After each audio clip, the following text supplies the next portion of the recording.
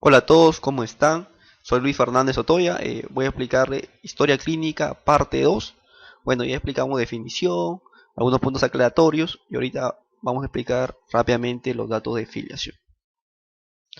Datos importantes, ¿no? Que van a ayudar para identificar al paciente, para hacer diagnósticos y para otras actividades que vamos a ir explicando, ¿verdad? Bueno, con respecto a apellidos y nombres, ¿no? Se escribe el apellido con mayúscula, ¿no? Sigue una coma y el o los nombres con mayúscula inicial.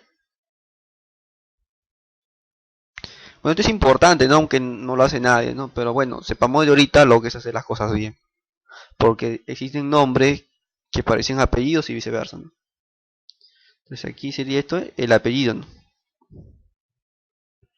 Coma y entonces serían los nombres, ¿no? Con las primeras letras en mayúscula.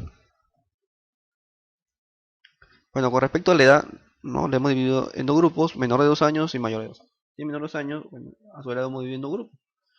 A los que consideran lactantes, o sea, pacientes que tienen hasta un año de vida, ¿no? Su edad se pone en meses, ¿no? 8 meses, 7 meses.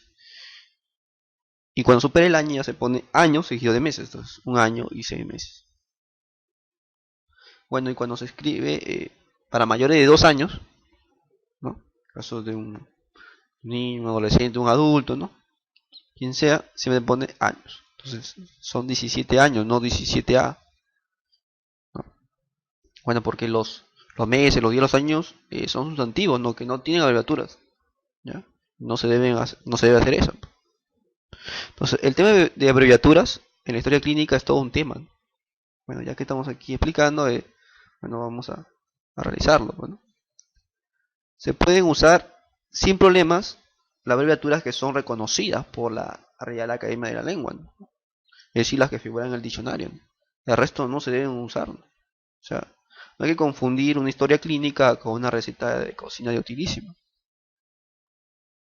Es frecuente, ¿no? Que aparezca estas siglas, ¿no? PA, presión arterial, FA, fibrilación auricular, BG, buen estado general, BA, buena entrada de aire.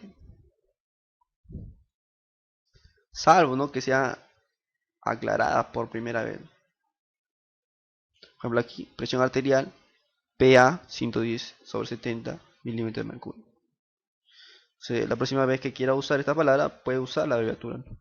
Ya lo aclaró, ¿no? ¿Ya? Entonces, pero siempre es importante considerar, ¿no? Que no hay que poner abreviaturas que no se van a poner, ¿no? Por ejemplo, ¿qué me puede decir, no? Es muy común de BG, ¿no? Un estado general, ¿no? ¿Quién me dice que no significa broncoespasmo grave? ¿Mm? Bueno, es un punto para reflexionar, ¿no? Otro punto también que reflexionar es que no hay que poner los números sueltos, ¿no? O sea, se usan en matemática donde el número tiene un valor por sí mismo, ¿no? En medicina los números tienen que estar acompañados de la calidad a la que corresponden. 8 kilogramos, 8 años, 8 litros, ¿no? Aunque se supone, ¿no? Que si estamos hablando ¿no? de peso, no van a ser 8 kilogramos. Digo, 8 litros. Pero bueno.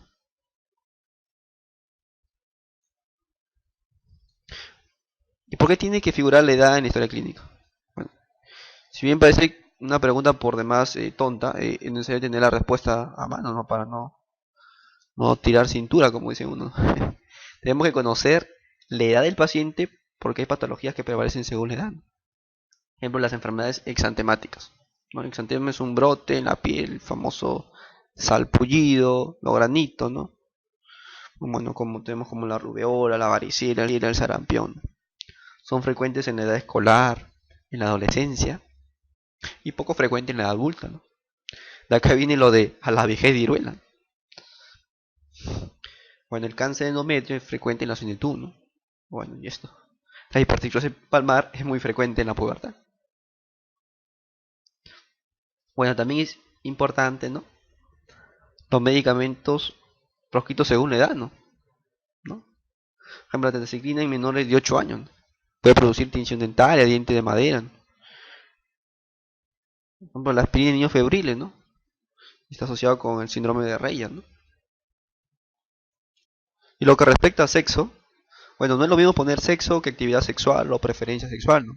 En los datos personales tenemos que poner exceso biológico. Y acá no hay muchos problemas, ¿no? El sexo es varón o mujer. No hay abreviaturas para esto. Entonces, otra cosa también que quiero aclarar es que decir masculino, femenino, por varón y mujer respectivamente está mal. Masculino y femenino son los géneros gramaticales, ¿no? Entonces, un sustantivo o un adjetivo puede ser femenino o masculino, pero no una persona, ¿no? Entonces, así como el sexo del animal es ese macho y hembra, el nuestro es varón y mujer, ¿no?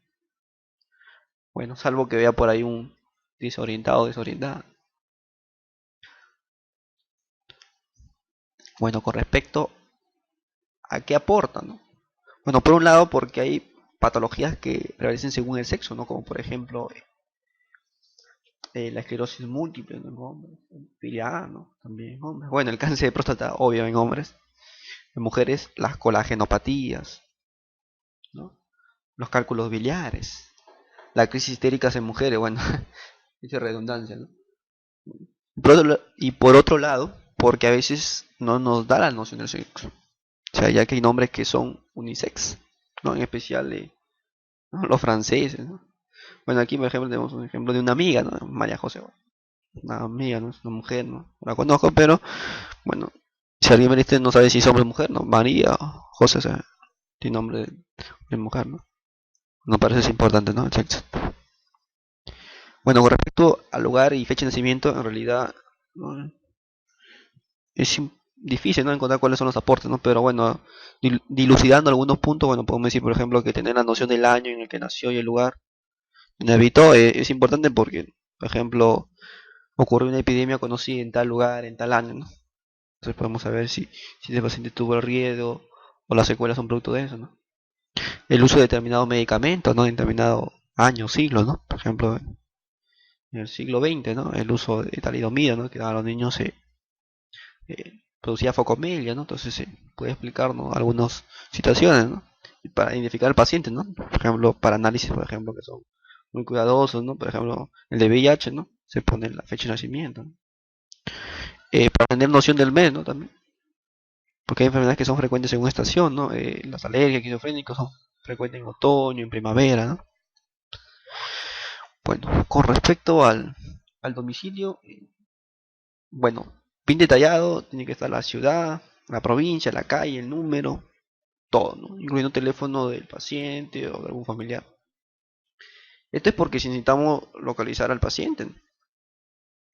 O si queremos localizar familiares del paciente, ¿no?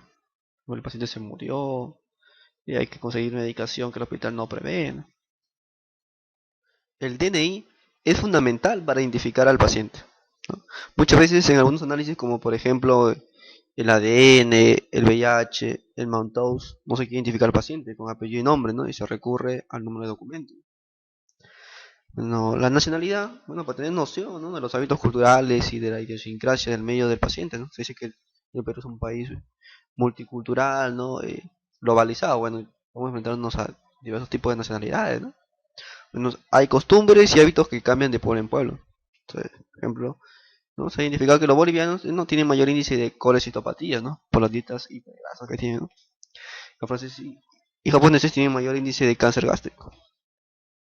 Nosotros también queremos destacar la forma correcta de escribirlo, ¿no? La nacionalidad es un sustantivo femenino, como tal, debe escribirse, ¿no? Entonces, por ejemplo, yo soy peruano, pero la nacionalidad se debe poner peruano. Eso sería otro buen uso del idioma, ¿no? Ya parezco la paisana Jacinta. Bueno.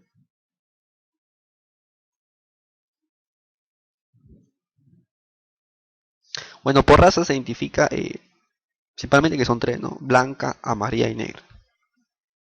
Bueno, la historia clínica están llenas de diferentes tipos de razas, bueno, son cosas inventadas por los médicos, ¿no? Entonces, aquí pasa algo igual que con las nacionalidades, ¿no? Había patologías propias de cada raza, por ejemplo, la raza blanca tiene mayor probabilidad de sufrir melanoma, la raza negra mayor probabilidad de hacer queloides, ¿no? La raza amarilla con marrón combina divina, ¿no? Bueno, el estado civil, bueno, esto vendría del viejo concepto, ¿no? Que los casados tienen una vida menos promiscua que los solteros. Bueno, eso dice. Que el casado tendría una familia que lo contendría. Bueno, sí, así dice.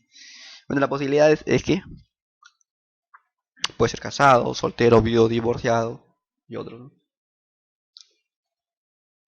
Bueno, en la ocupación, ¿no? Es importante porque es fundamental para identificar patologías de curso laboral, ¿no? Por ejemplo, la neumoconiosis, biliriosis, silicosis, asbestosis, ¿no? En trabajadores, ¿no? De minas, ¿no? Por ejemplo. Cáncer de piel, por ejemplo, ¿no? En trabajadores con arsénico, ¿no? Leucemia, ¿no? En pacientes que trabajan con radiaciones, ¿no? O sea, en personal de salud. Por ejemplo, embestida por coches. Rullas que cruzan la calle comiendo chicle, ¿no? Bueno, suele pasar. Y bueno, que se registra, ¿no? Hay que identificar la ocupación actual, pero también hay que tener en cuenta la ocupación habitual. Entonces se le pregunta al paciente, ¿no? Eh, ¿En qué trabaja? Dice, o en qué labora, qué hace. Soy ama de casa, dice. Pero si se hace una pregunta un poco más dirigida, ¿no? Pero antes trabajó en algo. Bueno, puede ser, ¿no? Que trabajó toda su vida en un frigorífico, ¿no? Y hace unos años se ama de casa, ¿no? Entonces, hay que considerar estos dos puntos para no obviar un antecedente laboral. Bueno, lo de procedencia, bueno, es más importante diría yo que para patologías endémicas, ¿no? Chagas, como el maniasis, como brucelosis, fiebre hemorrágica, como estrés, el EPOC, etcétera. Bueno, y los hijos, como les decía, ¿no? Esto puede poner en otros ítems, en otros puntos, ¿no? No importa dónde, siempre y cuando esté, ¿no? Es importante porque muchas veces se diagnostica, ¿no? Una patología hereditaria en el padre y le tenemos que ir a buscar e informar a los hijos, ¿no? Por ejemplo, una poliquistosis renal, una talasemia, una hemofilia, etcétera. Y bueno, eso es todo sobre filiación. Quedan más temas. Bueno, nos vemos en una próxima oportunidad.